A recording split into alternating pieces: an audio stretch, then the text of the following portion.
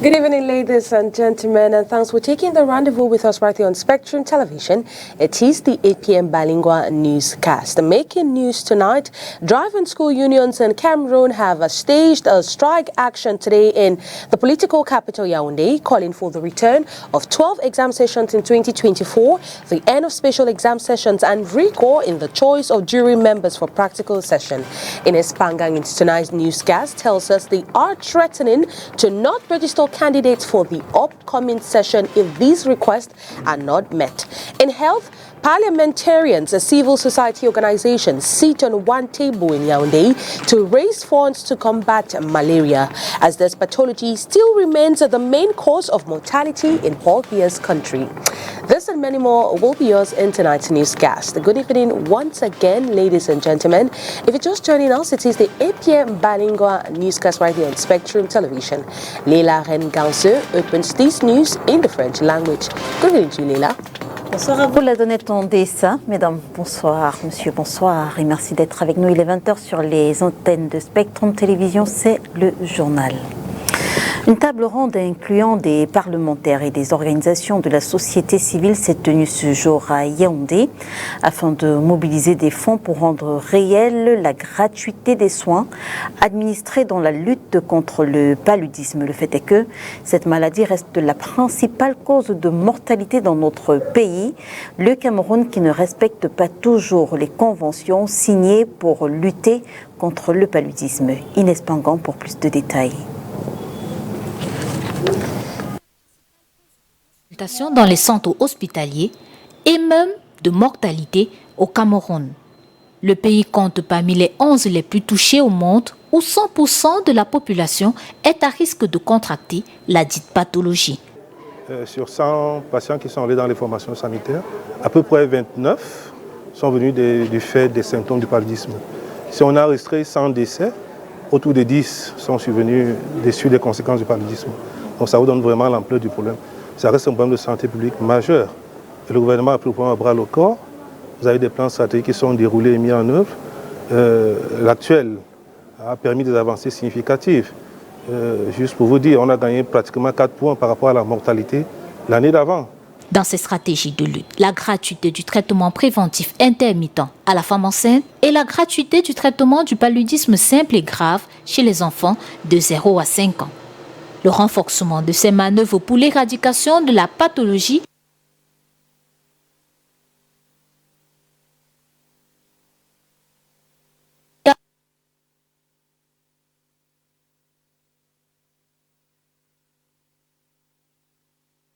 également le respect par le Cameroun des protocoles en la matière, notamment celui d'Abuja. Avec la session budgétaire qui arrive, nous allons booster et faire tous nos lobbying pour que ce que nous avons voté, ce que nous avons décidé dernièrement de 15% du budget, que nous sommes au Cameroun à 5%, qu'il puisse vraiment évoluer de 5% à plus. De la création de la task force que nous avons placée à ce niveau pour que nous, les parlementaires, nous puissions vraiment œuvrer pour que les décisions prises soient effectives. À côté de la table ronde pour la mobilisation des fonds domestiques autour de l'effectivité de la gratuité sur le paludisme, les professionnels des médias réunis ce 9 novembre 2023 à Yaoundé ont également appris des organisations de la société civile que la 4e campagne de distribution des moustiquaires imprégnés à longue durée d'Action Milda est bloquée dans les régions du centre et du sud. Un plaidoyer est mené pour un changement. Entre autres, l'allocation des ressources financières suffisantes et l'accélération des procédures d'appel d'offres pour l'achat des Milda pour les 2 régions. We now invite you to listen to Honorable Jume Peter Ambang, who talks about Cameroon's obligation in the fight against malaria. Malaria is one of those illnesses that is taking so many lives.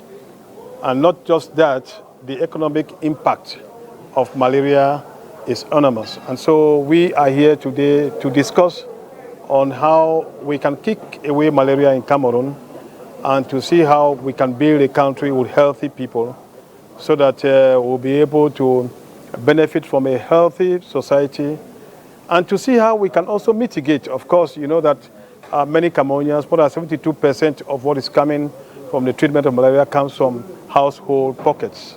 And so we want to see how the government can implement a policy that is universal health coverage to be able to cover up the costs of treating malaria in the country.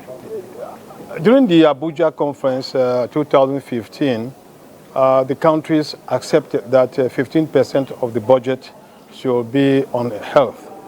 But unfortunately, Cameroon is still around 5%. And so we think that apart from depending on our partners, we can also mobilize domestic funding for the fight against malaria. That is why we came here to see how we could strategize and to find the possibilities of rallying resources, financial resources, to fight against malaria in the country. There are many ways we can do that. We can do it, and that is why we came here to see how we can search for the means to see how we can raise funds to fight against malaria. Not just depending on our international donors, but to see how we ourselves can do that. And I think we can do it. It's possible. La foire internationale des affaires et du commerce bat son plein dans la ville de Douala. Parmi les exposants, on compte les forces de défense et de sécurité. Depuis le début de cette foire, celle-ci explique au public justement les actions menées dans le cadre du développement socio-économique au Cameroun, mais également les actions menées dans le cadre de la protection du territoire national. Plongeons dans cette opération de charme. Avec vous, Makidali Dinotium. Population de Douala, bienvenue sur le site de la Foire internationale des affaires et du commerce du Cameroun, deuxième édition à laquelle participent les forces de défense et de sécurité du Cameroun. En plein cœur de la Foire internationale des affaires et du commerce FIAC à Douala, la Grande Muette se dévoile. Ce 8 novembre 2023, les composantes des forces de défense et de sécurité du Cameroun invitent les visiteurs dans leur stand. Bataillon de la reconnaissance, bataillon des troupes aéroportées ou encore génie militaire, ces différents corps de l'armée sont là pour expliquer au public ce qu'ils font au quotidien pour préserver la paix au Cameroun. Bonjour, bienvenue au bataillon blindé de reconnaissance. Je suis le chef de bataillon Tico, chef d'état-major du bataillon blindé de reconnaissance. Au nom du colonel Sindi, commandant le bataillon blindé de reconnaissance, je vous souhaite la bienvenue. Bien, le bataillon blindé de reconnaissance, c'est la seule formation de l'arme blindée cavalerie au Cameroun. L'arme blindée cavalerie au Cameroun a longtemps accompagné la préservation de la paix et de la stabilité. Ceci pour garantir un bon environnement, pour pouvoir favoriser les activités économiques. Nous avons pour cela des engins tels que vous les voyez là, qui nous permettent efficacement, non seulement de protéger des VIP, de protéger des grands sites d'exploitation, mais aussi de venir au secours des populations qui seraient attaquées. Dans ce stand, le génie militaire est là pour parler des actions menées dans le cadre du développement socio-économique et de la défense du territoire. Jean-Yves Ribert, commandant le 29e régiment du génie. Voilà, nous présentons ici aujourd'hui des matériels du génie militaire pour le cadre dans le cadre des travaux du génie civil. Nous avons aussi anticipé sur la nouvelle menace, c'est-à-dire les engins explosifs improvisés. Nous avons toute une direction qui s'occupe de ça. Nous avons une direction technique, nous avons un service technique, nous avons des formations sur le terrain. Donc aujourd'hui, nous venons pour dire, nous sommes là pour participer au développement socio-économique du pays à travers les infrastructures que nous pouvons réaliser. Nous participons aussi au combat de mêlée comme au soutien. Voilà ce que nous faisons en gros et nous sommes le présentés au grand public pour dire, nous sommes là. Vous pouvez nous solliciter à travers le haut commandement et nous sommes à la disposition du grand public. Le bataillon des troupes aéroportées et l'hôpital militaire exposent également leur savoir-faire ici à la FIAC. Le bataillon des troupes aéroportées est le bataillon des troupes de la première urgence. Ça veut dire lorsque les camarades ne peuvent pas accéder facilement dans une zone hostile sur le terrain, on déploie d'abord les parachutistes en utilisant les vecteurs aériens pour être largués avec le matériel TAP que vous voyez dans les arrières de l'ennemi. Je suis le chef de bataillon Mengba Awa, médecin-chef à la BA201. Aujourd'hui, je suis la représentante du chef au niveau du stand de l'hôpital militaire de région numéro 2. Notre mission ici est de consulter des patients et par jour, nous avons à peu près 200 patients.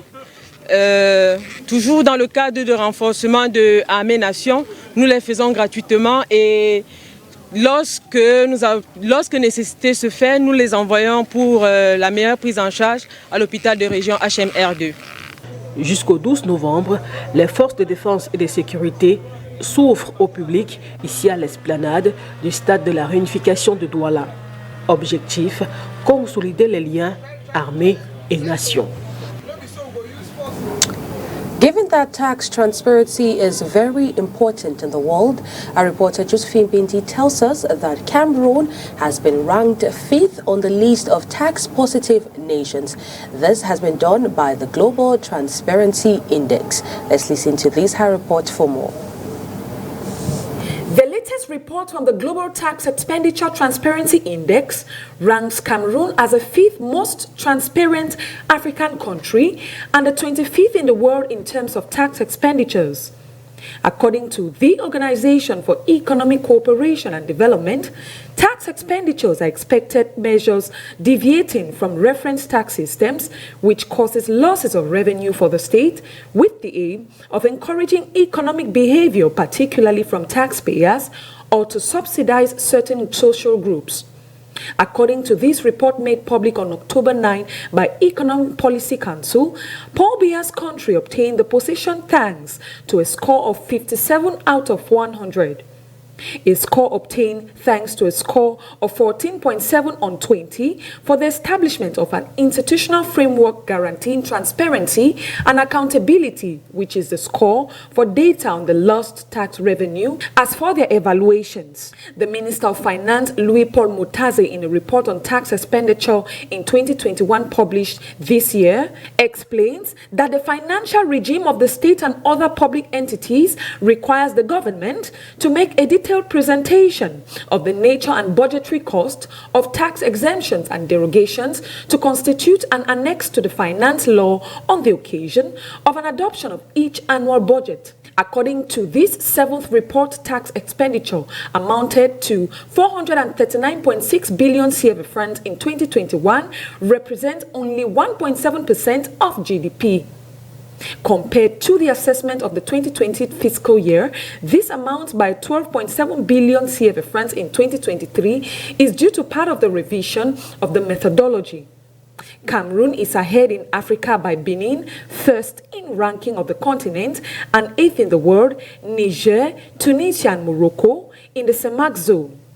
Cameroon comes first ahead of Gabon, the Central African Republic, Chad, Congo, and finally, Equatorial Guinea.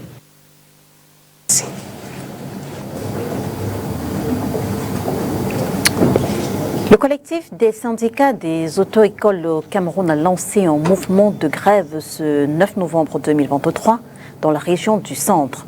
Entre autres revendications, il demande la réintégration des 12 sessions d'examen au cours de l'année 2024. Il demande également que soient arrêtées les sessions d'examen spéciales, mais il réclame à côté plus de rigueur dans le choix des membres du jury pour les sessions pratiques. S'ils ne sont pas entendus, ils envisagent de ne pas inscrire de candidats pour la session du 9 décembre prochain. Inès Pingan. Solidarité, à jamais solidarité, car l'union fait la force. Un chant de ralliement pour défendre la profession de promoteur et d'enseignant d'auto-école au Cameroun. Rassemblé à la délégation départementale des transports du Mfundi, le collectif des syndicats d'auto-école dit s'insurger contre les manquements observés dans les récentes décisions du ministre des Transports. D'une part, la réduction du nombre de sessions d'examen de 12 à 4 et l'existence des sessions spéciales d'examen. Monsieur le ministre, je vous en prie, vous êtes très mal entouré. Les gens qui vous conseillent là, ils vous ont conseillé mal.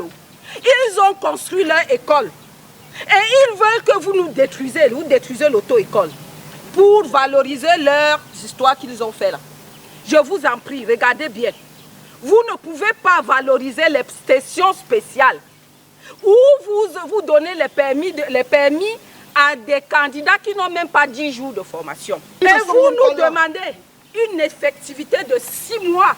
De 6 mois. une effectivité de formation de 6 mois. Ma hiérarchie, qui est le bureau national, avec les autres, le collectif, nous avons adressé les correspondances de mécontentement, les préavis des grèves, les doléances, les demandes d'audience, sans suite. Nous nous posons la question de savoir si le ministre lui-même, nos correspondants, arrivent à son niveau. D'autre part, le choix des membres du jury, des sessions pratiques qui devraient tenir compte du nombre d'années d'expérience et des diplômes selon le collectif. Que le ministre des Transports, par l'intermédiaire du directeur de transport, dont nous exigeons même d'ailleurs son départ, a créé une école où en 2 ans, un individu devient déjà membre du jury. Or, maintes fois, nous leur avons saisi, ou lors des sélections de membres du jury, il y a eu des candidats admis pour être membre du jury qui ne pouvaient pas faire ébranler le véhicule. Je voudrais me faire bien comprendre, qui ne pouvaient même pas faire déplacer le véhicule. Ce 9 novembre 2023, date limite de dépôt des dossiers des candidats pour les auto-écoles pour la session d'examen du 9 décembre prochain, ce collectif de syndicats dit lancer l'opération examen du permis de conduire mort. L'examen de décembre, nous avons dit examen mort. Quel qu'en soit, ceux qui déposent à leur risque et péril, parce que nous sommes décidés à utiliser tout ce qui est à notre pouvoir pour qu'il n'y ait pas examen en décembre si nous ne sommes pas écoutés. Si, à l'heure actuelle, le ministre nous appelle et nous donne, que nous trouvons un terrain d'entente pour que les choses reviennent à normal, l'examen va se dérouler sans problème. Mais si nous ne sommes pas écoutés, il n'y aura pas examen. Le mouvement d'humeur qui se fait dans les délégations départementales du transport se déploie ce jour dans la région du centre et de l'ouest. The National Driving School Syndicate has accused the Minister of Transport for violating certain tags as provided by the law for the training and acquisition of a driving license. All this comes after the Minister of Transport released a note defining driving school training, reducing from 8 weeks to 4. Our reporter Josephine Bindi has the reaction of the president of the National Driving School Syndicate, Francis Ga-Mesobo. Obtaining a driving license as from 2024 will take another trajectory not very pleasant to driving school teachers and the National Association in Cameroon. Nous faisions annuellement 8 sessions langues. We formerly had 8 sessions, but this time around, there are 4 sessions, unilaterally without consulting us. Being faced with this situation, we signed some petitions to demand for a review on the decision. We wrote letters and did all that was necessary. Nous avons fait des lettres de doléances, nous avons fait toutes les démarches pacifiques. This clash in the rights training format and driving schools has compelled the syndicate to suspend driving school training, which will alter examinations and even permit issuance by the Ministry of Transport. Nous ne maîtrisons pas les qui organisent des sessions spéciales, les candidats qui poursuivent. We do not understand who are those in charge of special sessions, neither are the candidates. Sometimes we are also told that certain driving schools have demanded special sessions with 1,000 candidates. I don't understand how a driving school can train 1,000 candidates and not even one fails, which is endorsed by us. Une auto-école pour former 1000 candidats et cette auto-école même n'est pas reconnue par nous. The move, he continues to explain, waters down the authenticity of driving licenses offered by the Ministry of Transport. De plus en plus, on veut réduire les sessions ordinaires et promouvoir les sessions. They just want to diminish the ordinary sessions and promote special sessions. This is an indicator that they want us out of the business. I have the text and I can read it out loud to you and see how the ministry is violating her text. How can a special session be validated for more than 40 candidates? Meanwhile, the text says the contrary. Avec plus de 40 candidats, alors que son propre texte dit le contraire. It is worthy of note that this is the second time in 2 months that the General Confederation and syndicates for road transporters announced a strike. Of 6 petitions highlighted, the government maintained her silence on all. Lutte contre les violences faites aux femmes, la société civile s'indigne et réclame une meilleure prise en compte des femmes dans le processus de résolution des conflits. C'est du moins ce qu'il faut retenir du lancement ce jour à Yaoundé du projet Femmes, Paix et Sécurité. L'événement était présidé par Marie-Thérèse Abenandoa, le ministre camerounais de la promotion de la femme et de la famille, Olivier Bouzike. La crise sécuritaire continue de faire des victimes au Cameroun. Le cas le plus récurrent, il y a quelques jours à Manfé, région du sud-ouest, a causé la mort de plus de 20 personnes, parmi lesquelles des femmes et des enfants. Pour la société civile, notamment l'association de lutte contre les violences faites aux femmes, c'est une exaction de trop. Il s'agit, quand il y a guerre et conflit, de nos enfants qui meurent, de nos maris qui meurent, de nous-mêmes qui mourrons et nous n'en voulons plus. Les femmes sont celles qui payent le plus lourd tribut dans tout cela, vous avez compris. Quand on a les populations déplacées, c'est majoritairement les femmes et les enfants. Et elles arrivent là-bas et elles doivent jouer des rôles sociaux qui sont dévolus aux deux genres. Pour elles, il est véritablement temps d'intégrer les femmes dans la résolution des conflits à travers des actions concrètes. Les actions ne doivent pas être que des actions, elles doivent être des actions transformatrices. Nous entrons toujours avec nos populations cibles dans la théorie d'un changement. Parce que les femmes doivent cesser d'être victimes pour devenir des actrices sur tous les plans. Et cela se joue également dans ce contexte de la résolution 1325 qui parle de femmes, paix et sécurité. Seulement, le plaidoyer ne se limitera pas aux femmes camerounaises. Nous voulons partir des localités, donc du plan local, pour bâtir un réseau national de femmes autour de la 1325, la résolution 1325, et porter notre plaidoyer national au plan sous-régional et rencontrer toutes les instances africaines. Parce que nous pensons que la démarche doit être collective. Nous avons besoin d'une Afrique en paix. Nous avons besoin d'un Cameroun en paix. Nous ne voulons plus de ces conflits. L'objectif final est de mettre un terme aux exactions commises, notamment contre les femmes. Chronologie, lui, Lucien Mandengue, l'ancien principal du collège Alfred Saquet de Douala de 1986 à 2009, n'est plus. Il est décédé des suites de courtes maladies dans la nuit du 8 au 9 novembre. Lui, Lucien Mandengue, a été par ailleurs adjoint au délégué du gouvernement auprès de la ville de Douala. Sa dernière apparition publique remonte au lundi 6 novembre 2023 lors de la célébration du 41e anniversaire du Rassemblement démocratique du peuple camerounais, session du Vori à Douala.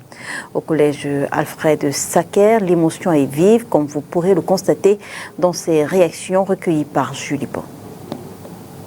Lorsqu'on dit le collège Alfred Saquer, voilà, lorsqu'on dit Monsieur Mandengue, c'est le collège Alfred Saquer. C'est notre légende en tant qu'établissement scolaire. Nous avons gardé de très bons souvenirs.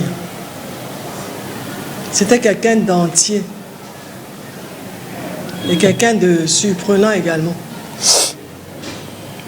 Le jour où je suis venue chercher, en tout cas postuler, j'ai fait ma demande d'emploi, on m'a appelé pour un entretien, j'ai fait un test avec mademoiselle Régine Épée, paix à son âme. Et lorsque le test a été positif, en tout cas concluant, on m'a fait appeler. Et je devais donc le rencontrer. Quand je suis arrivée dans son bureau, il avait mon dossier devant lui. Et il m'a parlé brièvement ce qu'il attendait de moi et je sortais déjà et il m'a rappelé. Parce qu'il avait mon dossier devant moi, il avait mon nom. Il me dit, viens ici. Tu es la fille de qui? Et je lui dis. Il me dit, mais pourquoi tu ne l'as pas dit avant? Je dis, parce qu'au village, généralement, quand on te dit qu'on vient du village, tu nous chasses. Et c'était ça.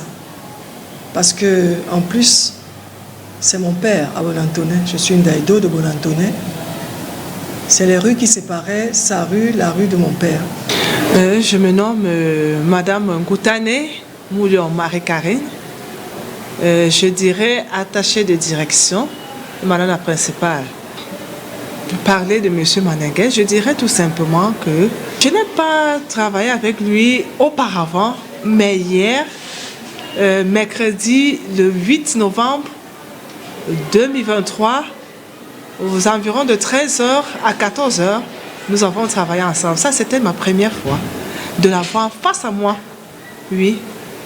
Et je voyais face à moi un grand homme, un homme de par ses expressions, je ressentais la rigueur. C'était mon ancien patron, j'étais son chauffeur au temps, avec qui nous avons laissé ici. C'était un monsieur qui était vraiment rigoureux au travail, un monsieur qui ne blague pas au cas de travail. J'ai travaillé avec M. Mandengue depuis 2003 jusqu'à son départ en 2009. Le souvenir, c'est un monsieur comme emblématique, mythique. Pour conclure, c'est un label pour nous. Rideau sur le 20h, mesdames et messieurs, merci de nous avoir suivis. On se retrouve dès demain 20h sur les antennes de Spectrum Télévision. Si, bien sûr, Dieu le veut. Bonsoir. Bonsoir à vous, la Donnette Ondessa.